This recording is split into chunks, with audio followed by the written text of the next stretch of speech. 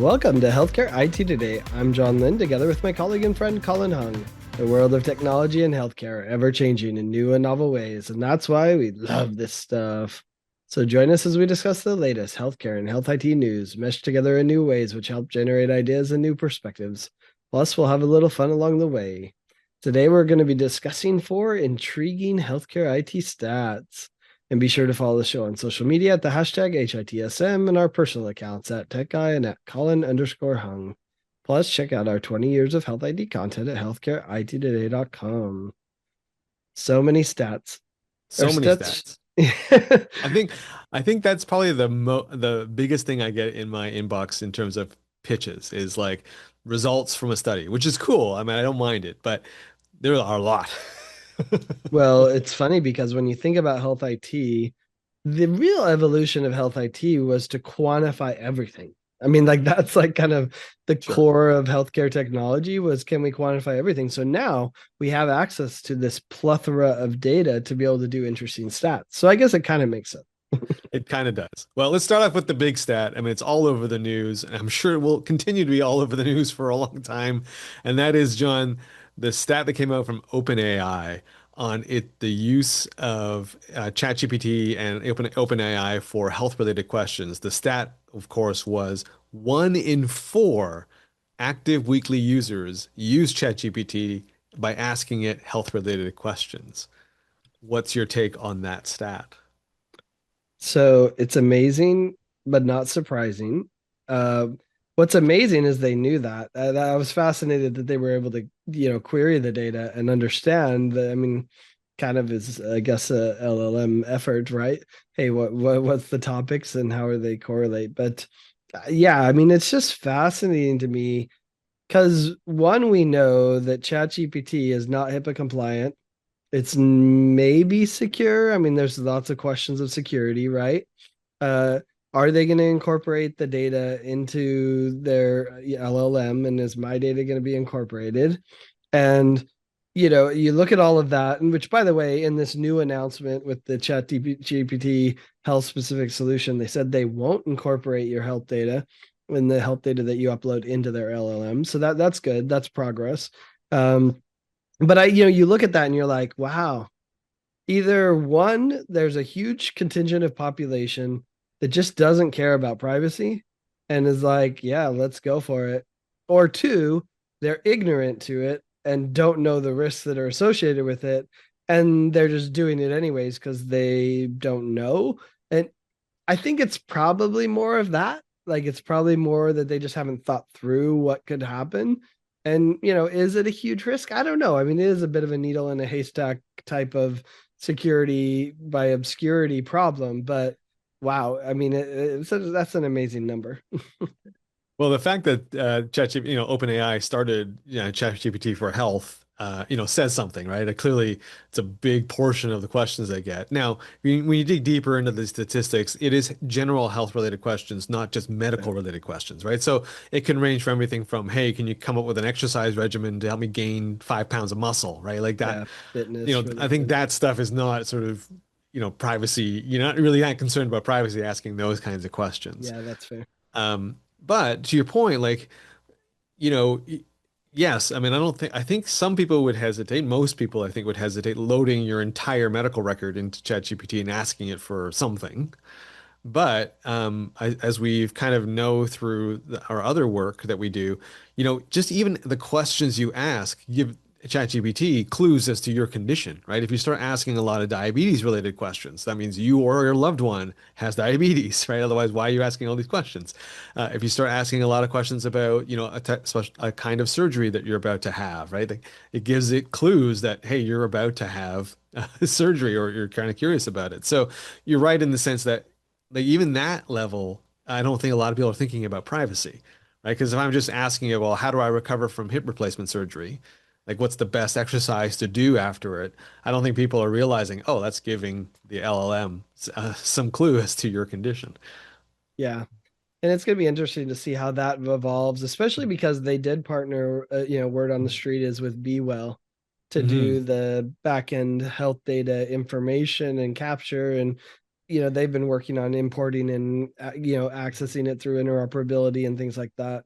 I was fascinated by Brendan Keeler's take on it.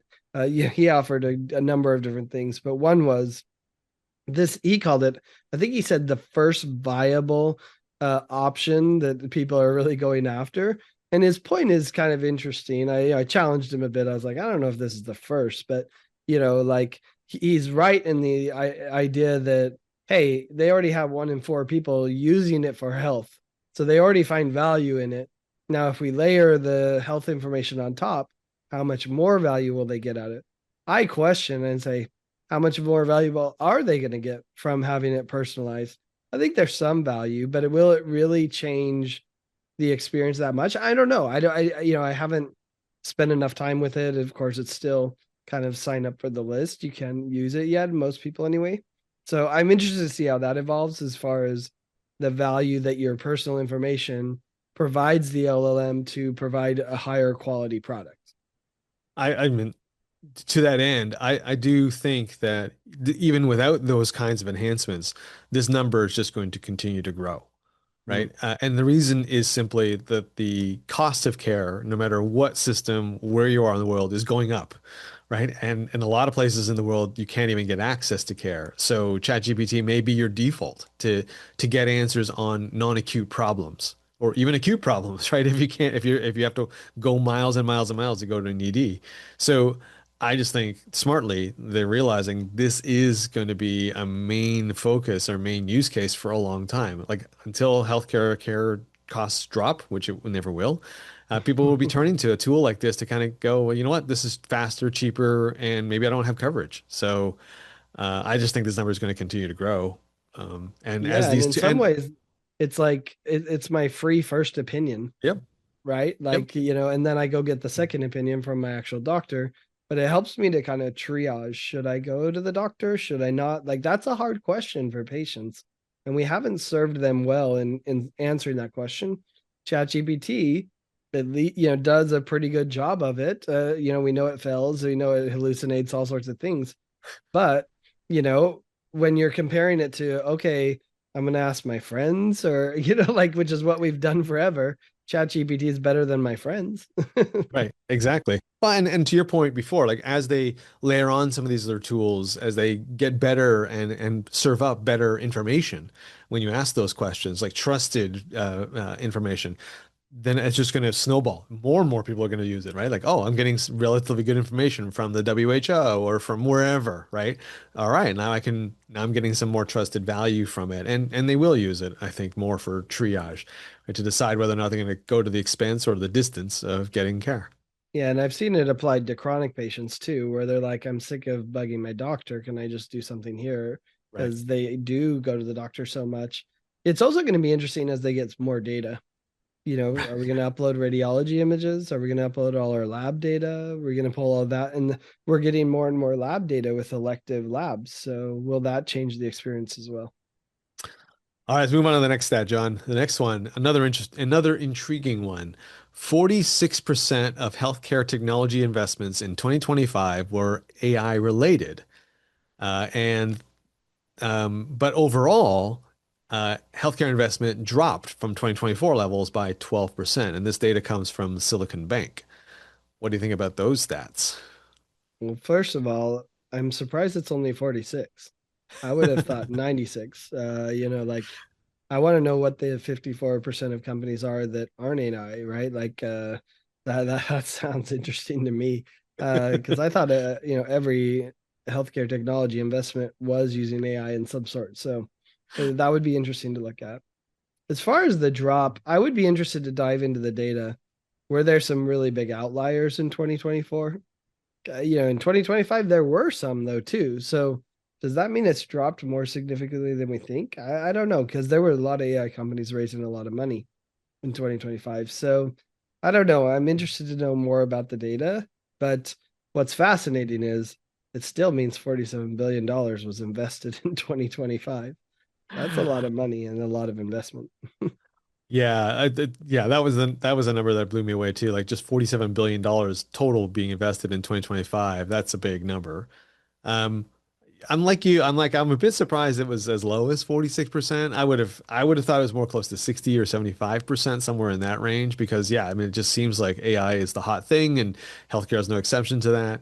I guess that's kind of a good thing maybe that some non-traditional or non-AI related technologies were being invested in, or because not everything is AI centric in healthcare. So maybe that's a good thing. Like some surgical devices don't require AI, right? Um, but the one for me, which was surprising, was that 12% drop. Now, I think that's a function a little bit of just the times. People are retrenching, VCs got burned over the last few years. But we all know the trajectory of healthcare, right? More and more people need it. Aging population, costs are going up, therefore revenue is going up, right? Things are just getting, there's more revenue to be made in the healthcare industrial complex. So I'm a bit surprised it didn't stay at least even, Hmm. right? Um, because it's such a hot market and it's only growing. So I thought it would have continued to maintain its 2024 levels. Well, another thing that might be happening is AI is still pretty immature in healthcare. So, maybe there's been a lot of smaller investments in these smaller companies, but they haven't scaled to what would drive that large number and more of the growth. So maybe they're still kind of making smaller bets and saying, "Oh, let's see what these companies do and how are they going to mature and do they have what's needed to really scale before they do the full investment." So, that could pretend that 2026 could be even bigger because then the AI companies that do get traction, that do show some differentiation, they'll need the bigger investment to really scale, and then we could see growth in 2026. You know, the question that this stat raises for me is, are we in a healthcare AI bubble? Right? Like, you hear Yeah. the questions about AI bubble in general, but are we in danger of the same thing in healthcare? Like so much of the investments over the last few years has been made in AI, and it has made a difference, right? We know AI scribes has made a huge difference, made a big difference in radiology, but I mean, how much more of the same do we need, right? Like, how many companies do we really need to be doing those things? And how many more places are we going to get this big bang for our buck with AI in healthcare?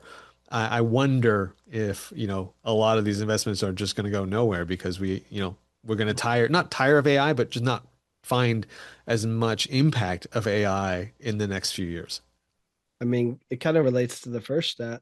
I think I saw someone talking about like, oh, did ChatGPT just destroy the roadmaps? And how many startup companies are in its wake because they rolled it out with data and all that. How many startups were working in a similar space, and now the investors are going to be like, yeah, we're not going to compete with ChatGPT. So, to your point, like that is interesting to see, and many of them probably are wondering that, right? There's always the question, if Epic rolls it out, what does that mean, right? And it is a fine question depending on where you're working and how you're differentiating yourself.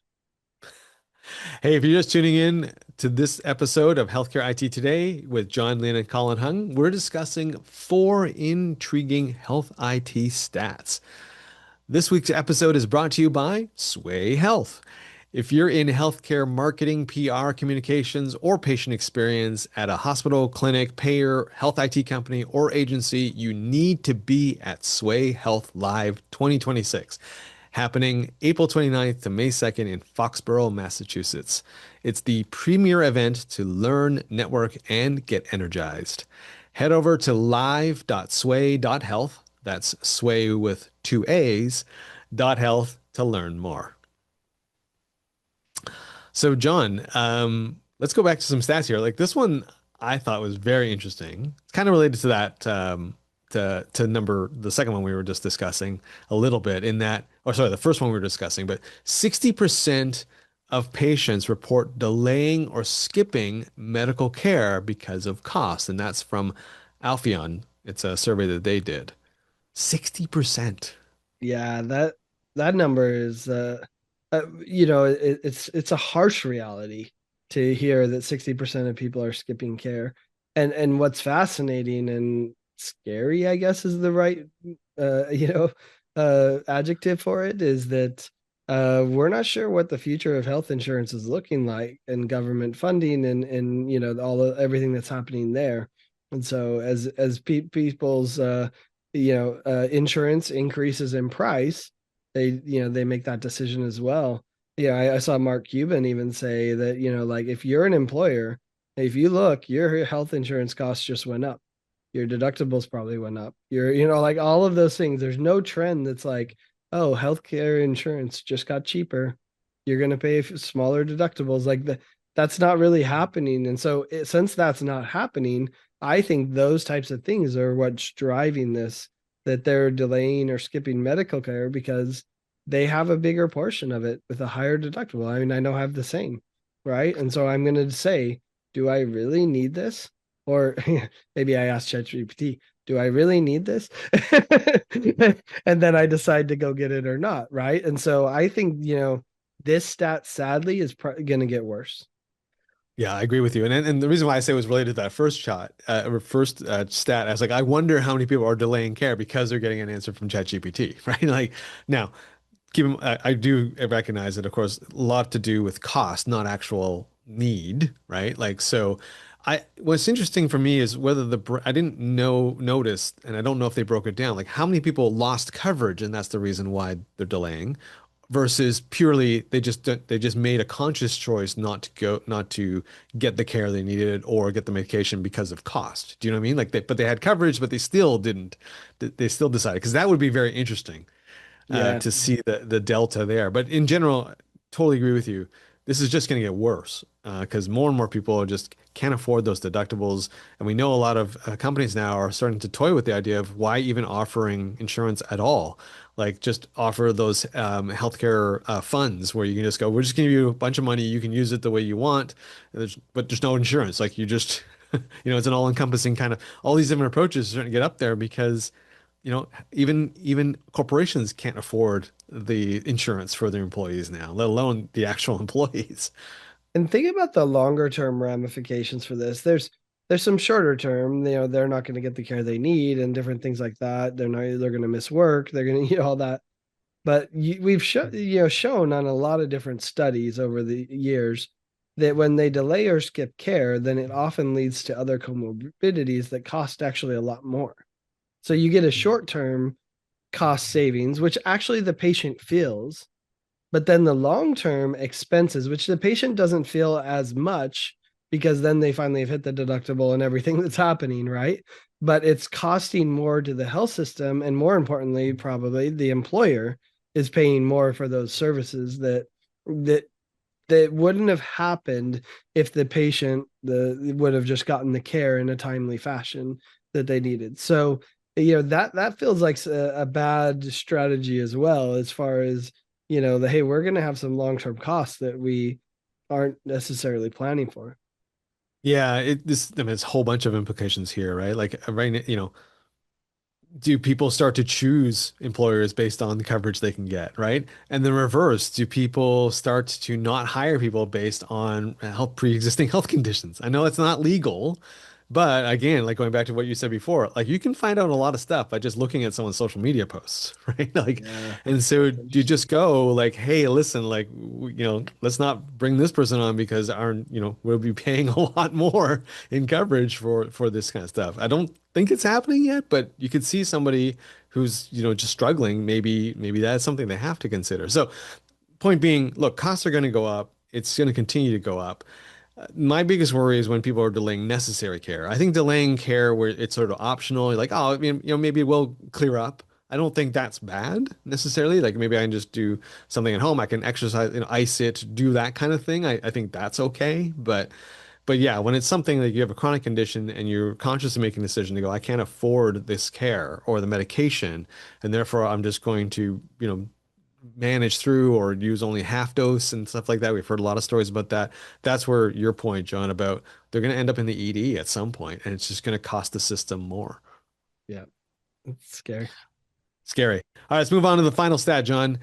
80% of health systems are using generative AI in their RCM workflows, and that comes to us from HFMA. I mean, I think it's incredible. I love this trend. I love that so many health systems are embracing it. We saw it coming, right? Like, if you read Healthcare IT Today and all the work we do in RCM, you saw that AI was becoming the predominant, form that people were using to really accelerate so many of the RCM efforts, usually as a co-pilot to humans that do the more advanced things and replace kind of even the minutia of the outreach, right? Which used to be paper letters and all sorts of things. That's like now AI can follow up on low balances and all sorts of things like that. So the 80% is not surprising. The real question that I think you and I both have is who are the 20% that aren't using it? Like, really? Is that true? Is that 20% haven't embraced it, right? Like that I'd be interested to know that. And maybe there's some smaller organizations, some rural organizations that can't afford it or something like that. Or maybe there's 20% who don't realize that their RCM vendor is actually using AI, because the RCM vendor just kind of keeps it under a bit of a shield and just solves the problem, and they don't really know that it's AI that's actually solving the problem. So maybe that's the 20% as well. But yeah, you would think it would be at 100% right now. But yeah. I'm with you on that. I wonder how many people maybe don't are using AI without realizing it because their vendors use it. But I also think buried in this number, in that 20%, maybe there are some vendors who have not yet rolled out some form of AI in their product. Now that's a bit more worrying, right? Like, that you haven't even thought about incorporating it by now, right, into your RCM because That would be an interesting stat. How many RCM vendors don't do AI? Wow, that right? Like, because it's possible in that 20% that's missing. We've covered it a lot, but in my mind, and I think in yours, John, like RCM is just one of those places where AI just makes a lot of sense. There's so much repetitive tasks that you can automate and that AI does a really good job at. And then to your point, using the generative AI to personalize and optimize the outreach that happens in the payment side of things with patients or even collections and things like that. I mean, it can help, right? So, and it can actually sound even more personal and warmer than the typical communication that happens in that space. So, I'm encouraged that this number is this high, which is great. But yeah, to me, it should be like 99%, by an end of 2026 kind of deal. Yeah, well, and some of it goes back to that implementing AI on an RCM flow has different risks, right? There's financial risks, but generally those are easier to account for than the clinical risks as far as medical AI and trying to do treatment or augment, clinicians and things like that. So that goes why it makes sense completely as well.